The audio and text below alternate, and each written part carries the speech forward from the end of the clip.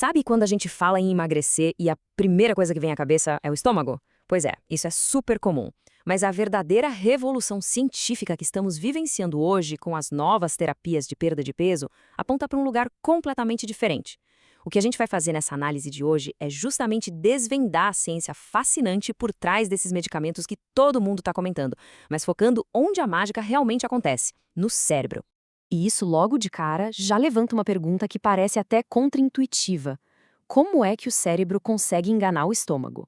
Olha, é exatamente essa mudança de perspectiva que torna esses medicamentos tão impressionantes. A gente tem que parar de pensar só na digestão mecânica e começar a olhar para essa abordagem focada nos neurônios, que muda totalmente as regras do jogo e a forma como a gente encara o apetite. Bom, vamos direto ao primeiro ponto para entender como se controla a obesidade indo muito além do estômago. Para começar, a gente precisa falar dos agonistas de GLP-1.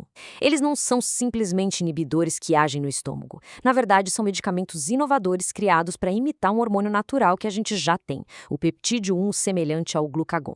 O grande pulo do gato aqui é que eles atuam lá no sistema nervoso central. Eles regulam todo o balanço de energia do nosso corpo e reduzem o apetite de uma forma muito drástica, porque operam direto na raiz do problema, lá na origem do desejo de comer. Ou seja, a verdadeira perda de peso sustentável, aquela que funciona a longo prazo, começa nas vias neurais. Pensa nisso, esses medicamentos agem centralmente no cérebro para manter o equilíbrio de energia de um jeito que eles conseguem literalmente suprimir a fome antes mesmo da gente dar a primeira mordida em um alimento. É uma reprogramação biológica profunda que altera a própria percepção de quando e o quanto a gente precisa comer. Passando agora para a nossa segunda parte, como o cérebro lida com a fome e antecipa a refeição. Aqui a gente entra num conceito que é revolucionário, a chamada saciação cognitiva.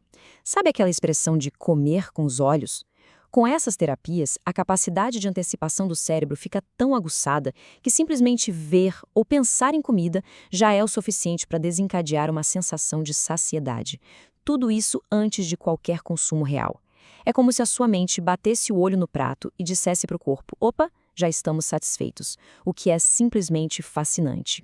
E para ter uma ideia de como isso é real, estudos usando ressonância magnética funcional mostram isso acontecendo na prática. Quando os pacientes observam imagens de comidas muito calóricas, o cérebro deles, sob efeito da medicação, fica muito mais calmo. Áreas ligadas à recompensa, como o putamen e a ínsula, respondem muito menos. A supressão dos sinais de fome é praticamente imediata. O cérebro basicamente aprende o valor nutricional daquele alimento e ajusta o desejo na hora. É um sistema de defesa super eficiente. E onde fica a central de comando disso tudo? Vamos dar uma olhada no circuito neural, lá onde o hipotálamo freia o apetite. Quando a gente mapeia o hipotálamo, que é essa região-chave do cérebro, a gente encontra três áreas principais trabalhando em conjunto. Primeiro tem o DMH, o hipotálamo dorso-medial, que atua como chefão daquela saciação cognitiva que acabamos de falar. Depois, a gente tem o ARC, o núcleo arqueado, que é o regulador clássico da fome, aquele que dispara o sinal de que a gente precisa comer. E por último, o PVH, o núcleo paraventricular, que é quem segura a onda e mantém a sensação de saciedade por mais tempo. As terapias de GLP-1 agem navegando direitinho por essa rede. E isso ilustra perfeitamente uma analogia que eu adoro. Imagina um semáforo. O papel desses neurônios receptores lá no DMH é exatamente como o nosso reflexo de pisar no freio do carro quando a gente vê o sinal ficar vermelho. O cérebro aciona os freios da fome de forma preventiva. Ele para o processo muito antes da gente começar a ingerir calorias em excesso.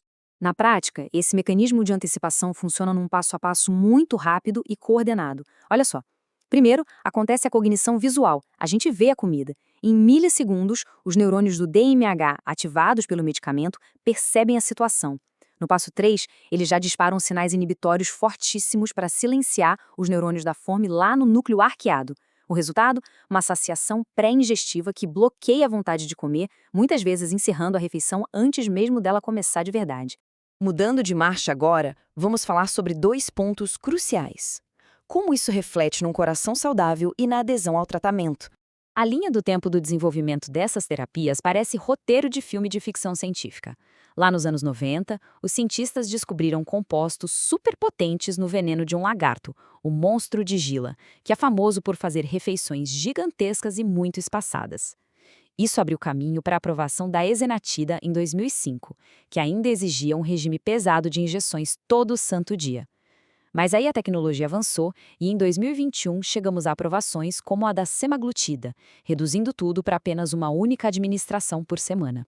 Pensa bem, em termos de logística para o paciente, isso muda tudo. Passar de injeções diárias para uma formulação semanal é um verdadeiro divisor de águas. Quando se trata de tratamentos crônicos, muita gente acaba abandonando no meio do caminho simplesmente pelo cansaço da rotina. Então, quando a gente simplifica isso para uma vez por semana, a probabilidade do paciente manter a adesão melhora absurdamente, garantindo que a terapia tenha tempo para funcionar com todo o seu potencial. E por falar em potencial, tem um outro fator gigantesco aqui: a proteção do sistema cardiovascular. Indo muito além da balança, essas medicações provaram ser um escudo protetor para a saúde do coração. A gente está falando da redução de riscos cardiovasculares gerais, com resultados muito superiores aos do placebo em testes de longo prazo. Ou seja, não é só uma questão de emagrecimento estético, de forma alguma.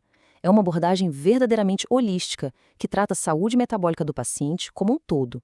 O que nos leva ao nosso último grande tópico, o futuro, com os fármacos duplos e as terapias de próxima geração. Olha só que interessante essa comparação de eficácia. De um lado, a gente tem os agonistas simples de GLP-1, que focam num único receptor e já entregam um resultado excelente em perda de peso e controle de glicose. Mas a nova fronteira da ciência são os agonistas duplos. Eles miram simultaneamente em dois receptores, o GIP e o GLP-1. O resultado? Uma perda de peso consideravelmente superior. Se focar em um alvo já era bom, imagina agir em dois ao mesmo tempo. É literalmente o início de uma nova era na medicina metabólica. E para fechar a nossa análise de hoje com chave de ouro, deixo uma pergunta que está mexendo com a comunidade científica. Será que essas terapias poderiam ser usadas em breve para tratar vícios comportamentais e dependências?